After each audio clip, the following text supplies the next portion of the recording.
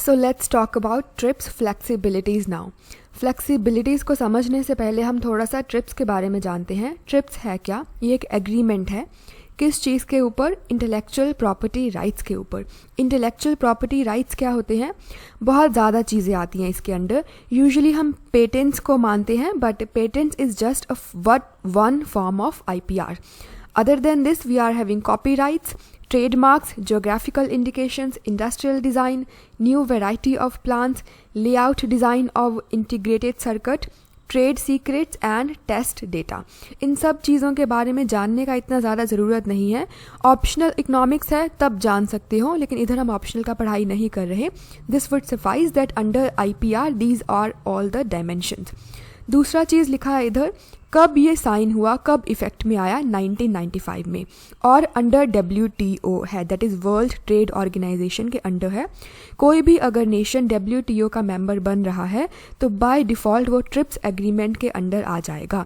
Membership in the WTO includes an obligation to comply with TRIPS agreement, और इसलिए इसको हम मल्टीलेटरल एग्रीमेंट बोलेंगे, बिकॉज ईदर वे WTO में 160+ नेशंस हैं। अगर बाय डिफ़ॉल्ट ही उनको ऑब्लाइज करना है तो फिर मल्टीलेटरल एग्रीमेंट तो ये बन ही गया। That's it. फैक्चुअल डिटेल्स हैं जो हमको सिर्फ याद रखनी है।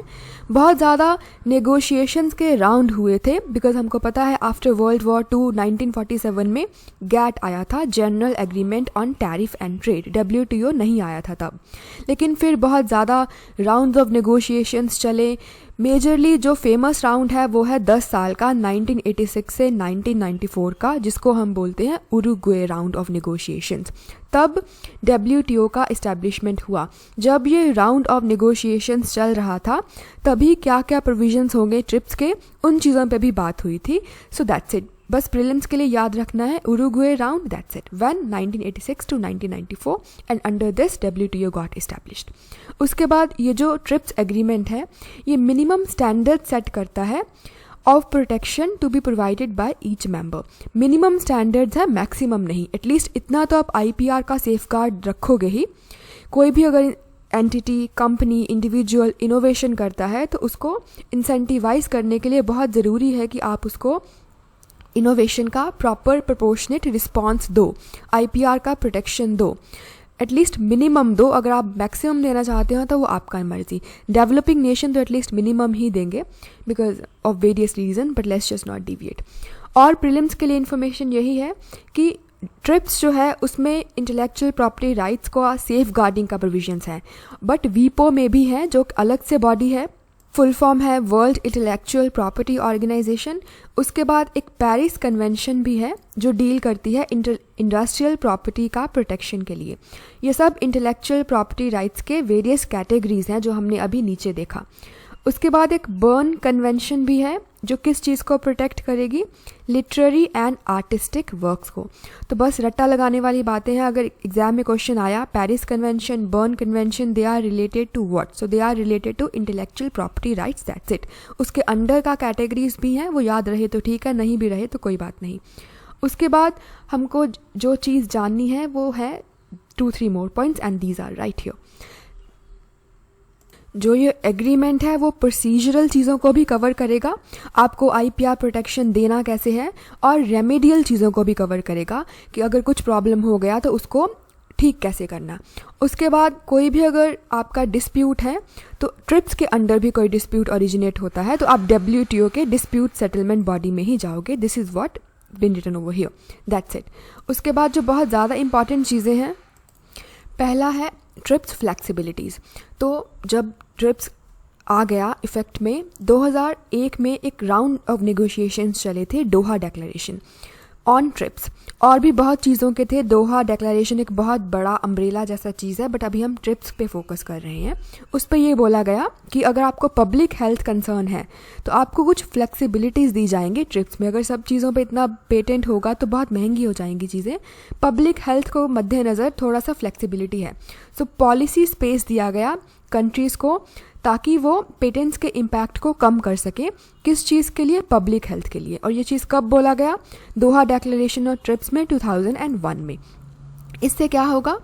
जो लीस्ट डेवलप्ड कंट्रीज़ हैं और जो डेवलपिंग नेशंस हैं जैसे अफ्रीकन और India is a developing nation and African are most of them are least developed nations, तो उनको फ्लेक्सिबिलिटी दिया गया ब्रॉडली कि खुद के अकॉर्डिंग अपना इंस्टीट्यूशनल सपोर्ट के अकॉर्डिंग पब्लिक पॉलिसीज़ के अकॉर्डिंग आप कर सकिए। अब अफ्रीका में इतना ज़्यादा एड्स के पेशेंट हैं, अगर उधर पेटेंट को ज़्यादा स्ट्रॉन्ग एम्फेसिस डालेंगे तो कैसा चलेगा पब्लिक हेल्थ का काम, right?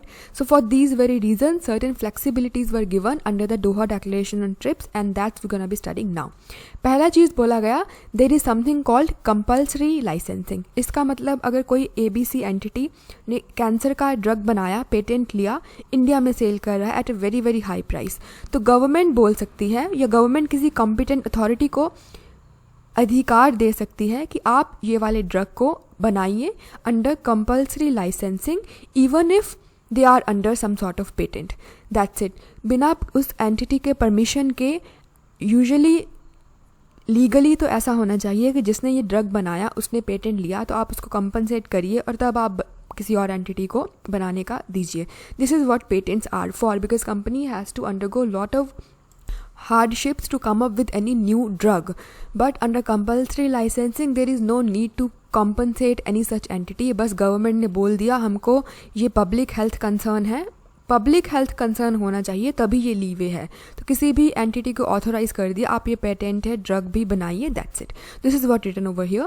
Compulsory licensing enables a competent government authority to license the use of a patented invention to a third party or government agency without the consent of the patent holder। Last line is important, patent holder का consent नहीं है इसमें। दूसरा चीज़ है parallel importation. इसका मतलब ये है कि मान लीजिए आपने इंडिया में कोई ड्रग बिक रहा है कैंसर का, वो बहुत महंगा है, उसी वाले ड्रग को यूरोप में बेचा जा रहा है under legal patent of course, लेकिन वो सस्ता है, तो आप उस ड्रग को इम्पोर्ट कर सकते हो without the permission of the patent holder. इस चीज़ को हम ग्रे प्रोडक्ट्स भी बोलते हैं, बिकॉज जो चीज़ हमने इम्पोर्ट करी है वो नकली नहीं है, वो रियल है, वो ऑथेंटिक है, वो काउंटरफीट बिल्कुल नहीं है, बट उसका इंडिया में लाने का तरीका अनऑथोराइज्ड सॉर्ट ऑफ है, बिकॉज हमने पेटेंट होल्डर से परमिशन नहीं लिया। और हम ऐसा करेंगे क्यों? क्योंकि ऐसा देखा गया है कि जो मार्केट्स हैं उनमें प्राइस डिफरेंसेस रहता है। प्राइस डिफरेंस है तभी तो आपको इंसेंटिव है कि आप बाहर से चीज़ें मंगाइए। बाकी इस चीज़ में PhD करने का कोई मतलब नहीं है। ज़्यादा से ज़्यादा ऐसा स्टेटमेंट आ सकता है what do you mean by parallel importation. तो हमको बस यही ध्यान रखना है कि जब भी हम ऐसा करेंगे import of any patented good from abroad but without the permission of patent holder, that's it, this is what we mean by parallel importation। अब इधर से भी पढ़ लेते हैं। It is importation without consent of the patent holder of a patented product marketed in another country either by the patent holder, या तो वो खुद ही मार्केट कर रहा है किसी और कंट्री में, लेट्स से यूरोप, और with the patent holders consent, या उसने किसी और XYZ एंटिटी को यूरोप में बोला है कि ये मेरा पेटेंट है, तुम्हें परमिशन देता हूँ, तुम इस चीज़ को ड्रग को बनाओ, दैट्स इट। ईजी है ये भी। नेक्स्ट है एग्जाम्पशन फ्रॉम पेटेंटेबिलिटी। ये हम इधर वे जानते हैं, अगर कोई भी पेटेंटेड प्रोडक्ट है उसमें आप ज़रा सा चेंज ला रहे हो और फिर आप बोल रहे हो कि अब इसको और पेटेंट दे दो, तो वो चीज़ नहीं चलेगी। So we were on to exemption from patentability. I had to pause the video and I forgot where we were.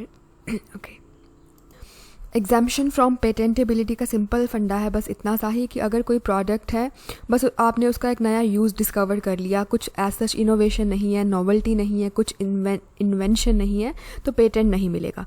इसी को थोड़ा और कॉम्प्रिहेंसिवली इंडिया ने अपने लॉ में इंट्रोड्यूस करा है, पेटेंट एक्ट को अमेंड करके, जिसको हम एवरग्रीनिंग ऑफ पेटेंट बोलते हैं, जिसका ब्रॉड थीम यही है कि अगर आपने थोड़ा बहुत चेंज कर लिया उसी वाले चीज़ पे, लेट्स से एग्जाम्पल हम ड्रग का ले सकते हैं, तो फिर आप दोबारा से पेटेंट के लिए नहीं आएंगे।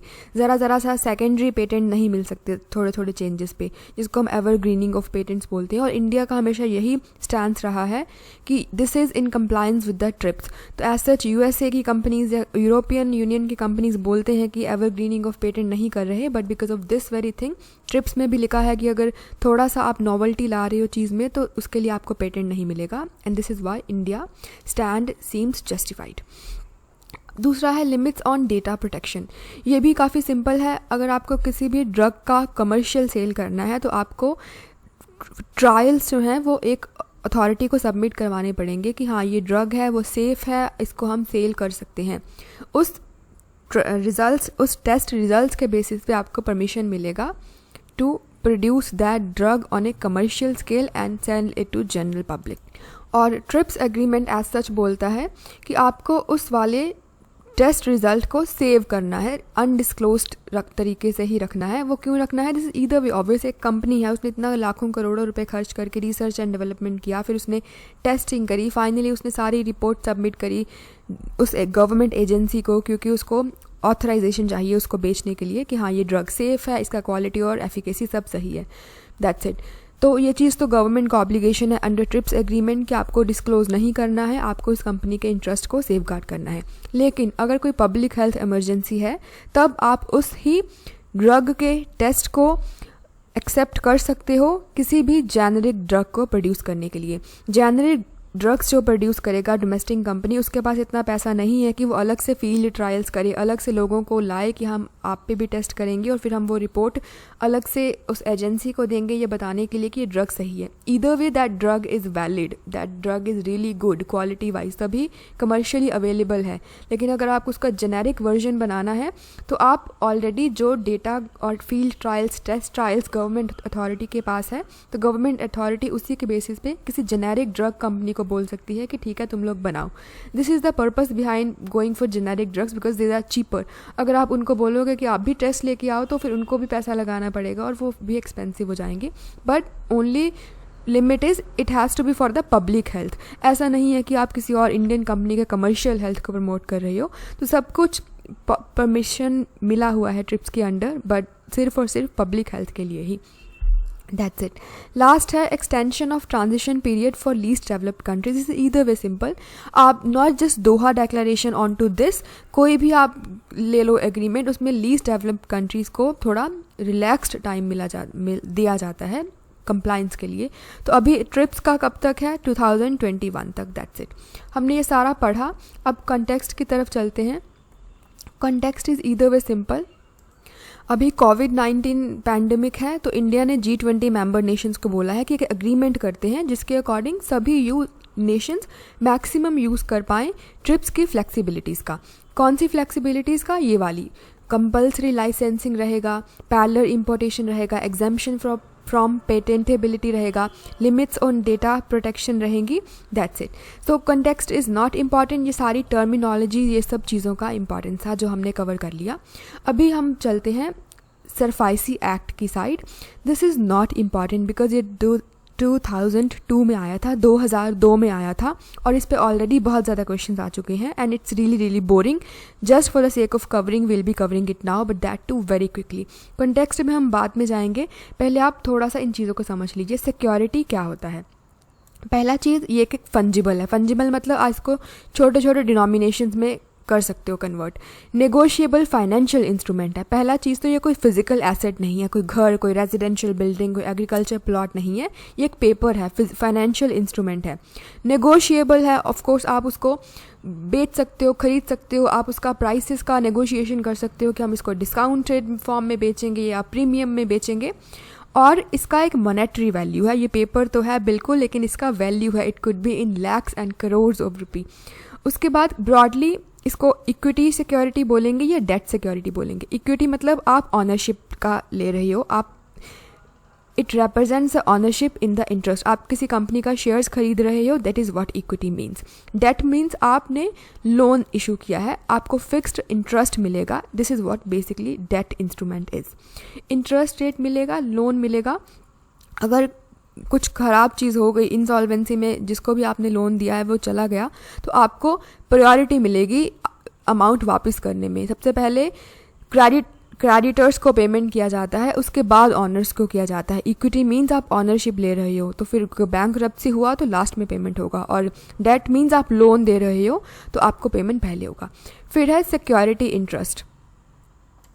ये बहुत सिंपल है। इसका मतलब ऐसा, अगर आपने लोन लिया किसी से और साथ के साथ कुछ चीज़ फिजिकल एसेट कुछ भी जिसका कोई मॉनेटरी वैल्यू है उसको प्लेज कर दिया, एज ए कोलेट्रल रखा। फॉर एग्जांपल हम बैंक से लोन लेते हैं तो बैंक हमसे कोलेट्रल मांगता है एज ए सिक्योरिटी। अगर हम लोन वापस नहीं कर पाएंगे तो बैंक उसको कन्फिस्केट कर लेगा, उसको बेच देगा हमसे ऑनरशिप लेके।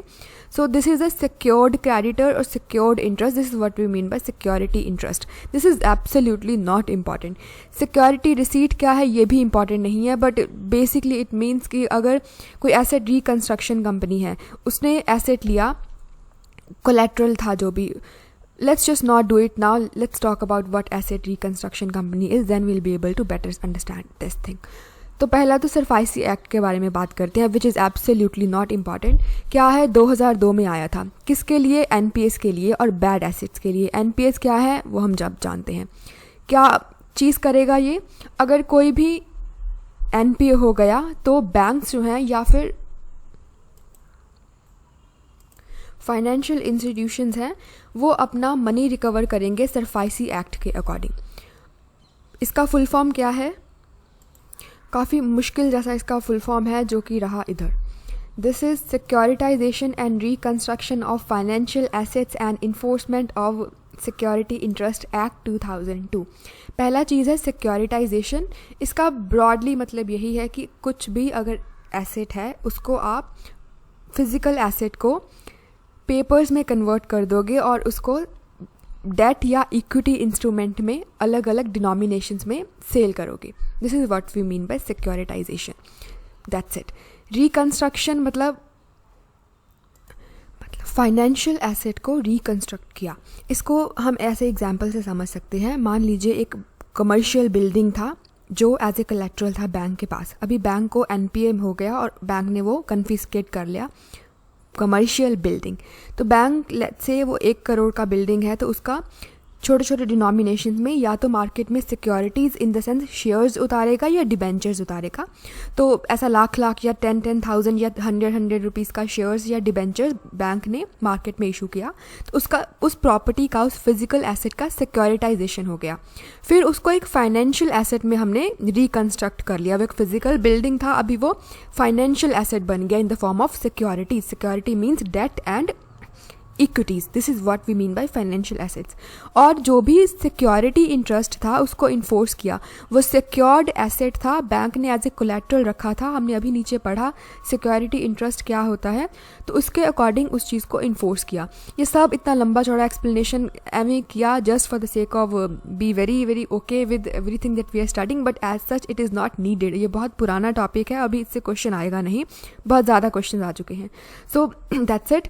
उसके बाद हमको बात करना है, ये तथा 2002 में आया। इंपॉर्टेंट चीज़ यही है, एक तो इसका फुल फॉर्म किसी एग्ज़ाम में तो इसका फुल फॉर्म भी पूछा था। फिर एनपीएस के बारे में है ये, और किसके एनपीएस के? बैंक या फाइनेंशियल इंस्टीट्यूशंस के। अभी तक ऐसा माना जाता था, अभी इसको किसी और में भी एक्सटेंड कर दिया, वो अभी इसका कंटेक्स्ट है, but let's just not go into the context, will proceed here now. उसके बाद सिक्योर्ड क्रेडिटर ही इसको ऑप्ट कर सकते हैं, बिकॉज अगर आपके पास कोई कोलेट्रल ही नहीं है तो आप किसको सिक्योरिटी में कन्वर्ट करोगे? किसके बॉन्ड्स या डिवेंचर्स मार्केट में उतारोगे, right? So this is point number 1, it's important. Only secured creditors, unsecured creditors नहीं। आपने किसी को लोन दिया है और बदले में कुछ भी प्लेज नहीं है, then you are unsecured creditor. उसके बाद और इस एक्ट में क्या है, very very boring things are there, but let's just cover them now. Asset reconstruction company का प्रोविजन है। एसेट रिकंस्ट्रक्शन कंपनी मतलब क्या? बैंक के पास बहुत ज़्यादा काम होता है तो बैंक बोलेगा अगर हमारे पास 100 करोड़ का एनपी है तो एसेट रिकंस्ट्रक्शन कंपनी उसको 70 लाख देगी और बोलेगी कि 70 लाख नहीं 170 करोड़ देगी, 30 करोड़ का लेट्स से मार्जिन रखेगी कि ठीक है आप हमें ये वाला लोन दे दीजिए, हमारी रिस्पॉन्सिबिलिटी है इसको रिकवर करना, दैट्स इट। तो बैंक का भी बैलेंस शीट क्लियर हो गया और एसेट रिकंस्ट्रक्शन का अभी काम बाकी है। तो ये क्या करेगी अब, बिकॉज इसके पास लोन है तो कुछ भी कर सकती है। प्रॉपर्टी जो है उसको कन्फिस्केट करके उसका मैनेजमेंट ले सकती है, उसको सिक्योरिटीज़ में डाल के सेल या बेच सकती है, एज सच ऑल टुगेदर बेच भी सकती है। रीशेड्यूलिंग ऑफ पेमेंट या डेट कर सकती है कि अभी आप थोड़ा और टाइम ले लीजिए, आप 15% के बजाय 10% इंटरेस्ट दे दीजिए। ये सब चीज़ें एसेट रिकंस्ट्रक्शन करेंगी, and these are not important. कैसे इस पूरे चीज़ को हम इन्फोर्स करेंगे?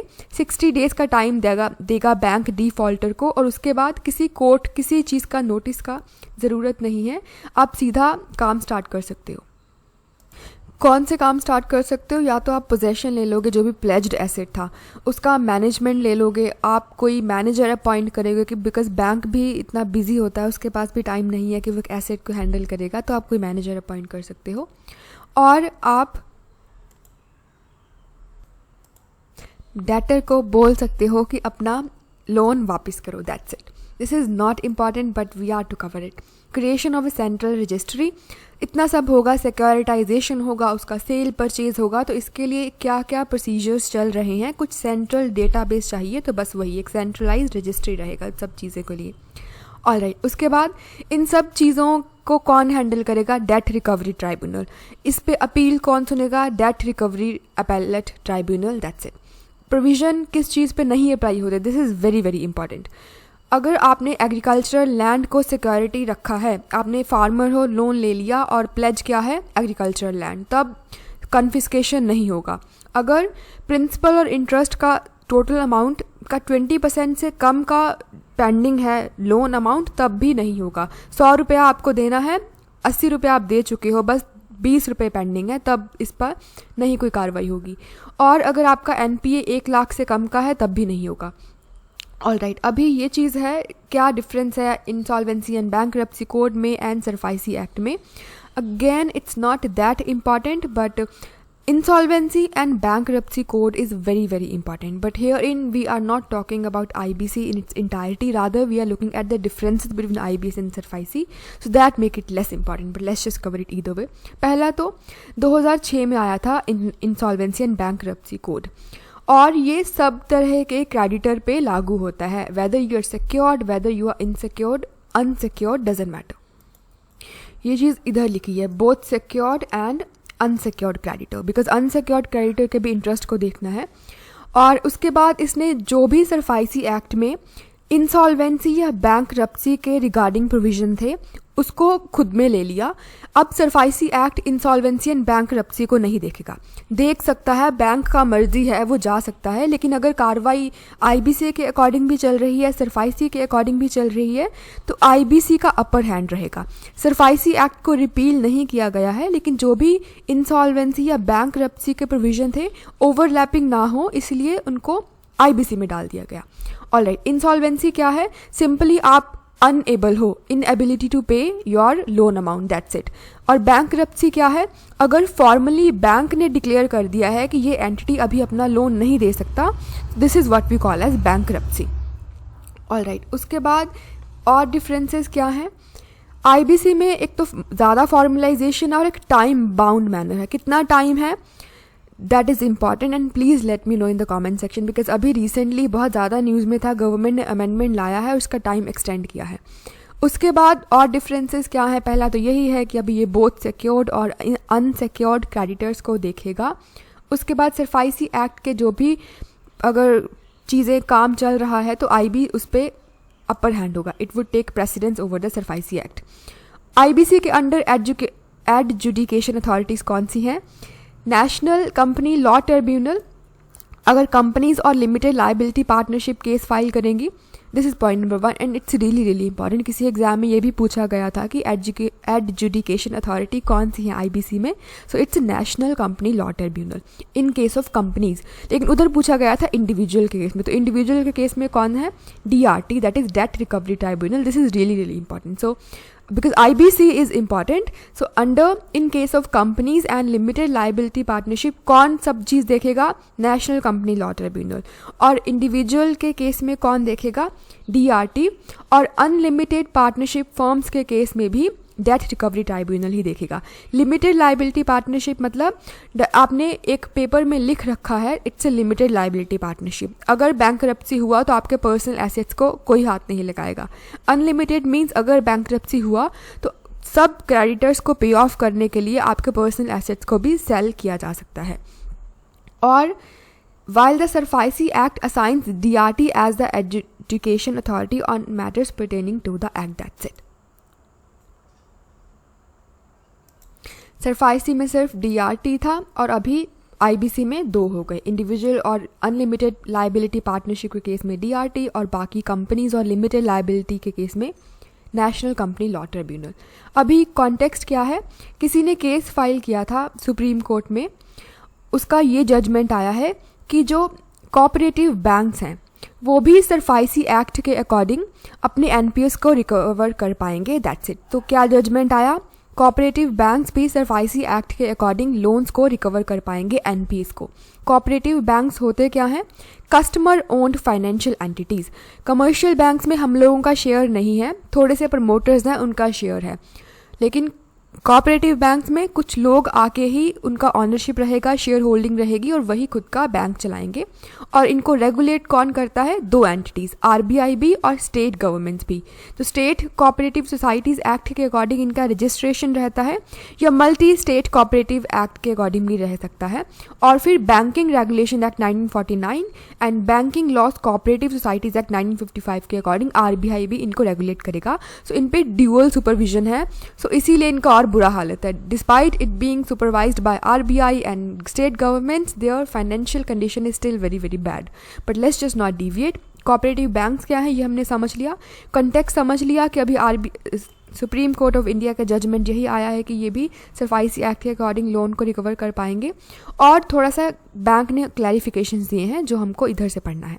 पहला चीज़, पार्लियामेंट के पास ये कॉम्पिटेंस है कि वो बोल सकता है ऑल कोऑपरेटिव बैंक्स अपने लोन को रिकवर कर पाएंगे सरफाइसी एक्ट के according, that's it. Because banking अगर हम बात कर रहे हैं एज एन इंस्टीट्यूशन, तो उसको अपने पैसे को रिकवर करना है, that two is a part of its function. Bank का सिर्फ काम पैसा देना नहीं है, उसको रिकवरी भी चाहिए, तभी वो वाइबल एंटिटी साबित हो पाएगा। और जो इंपॉर्टेंट चीज़ है वो most important is this, that हमें पता है यूनियन लिस्ट के अकॉर्डिंग बैंकिंग सेंट्रल गवर्नमेंट के अंडर आता है। यूनियन लिस्ट है, बैंकिंग यूनियन लिस्ट में है, it means it is under the domain of central government और यूनियन गवर्नमेंट। और कोऑपरेटिव सोसाइटी स्टेट लिस्ट का पार्ट है।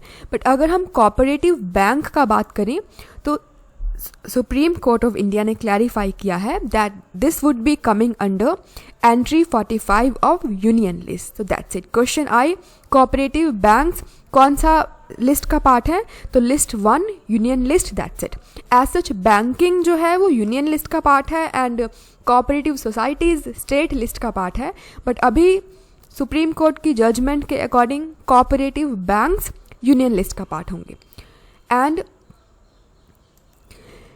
cooperative banks involved in the activities related to banking are covered under Banking Company for the purpose of Banking Regulation Act 1949 and other legislation applicable to banks under RBI Act। तो ये चीज़ तो already थी, but अभी supreme court ने भी ऐसा ही बोला है और ज़्यादा क्लैरिफाई कर दिया है।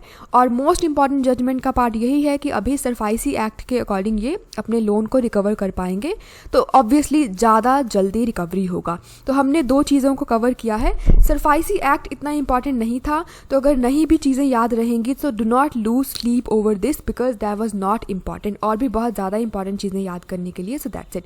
ट्रिप्स वाज रियली इंपॉर्टेंट, इसका एक सारे फ्लेक्सिबिलिटीज़ के प्रोविजंस इंपॉर्टेंट्स हैं। So please do go through it once again and we are done with the 2 topics. 30 minute का वीडियो हो गया है, कल हम बाकी टॉपिक कवर करेंगे। So we are done. There is just one request that if you are finding these videos helpful, then please share them further so that maximum people can get the benefit. And there is one more thing. For watching videos related to art and culture and environment, I will be putting a link of a channel on which you will be getting regular updates onto these 2 topics, art and culture and environment. LAMP for CSC aspirant is the channel's name, the link of which I'll be writing right there in the description box. So please do join the channel so that you can get a complete hold over these 2 topics for prelims as well as for main. So we are done with 2 topics. Thank you so much for watching and goodbye.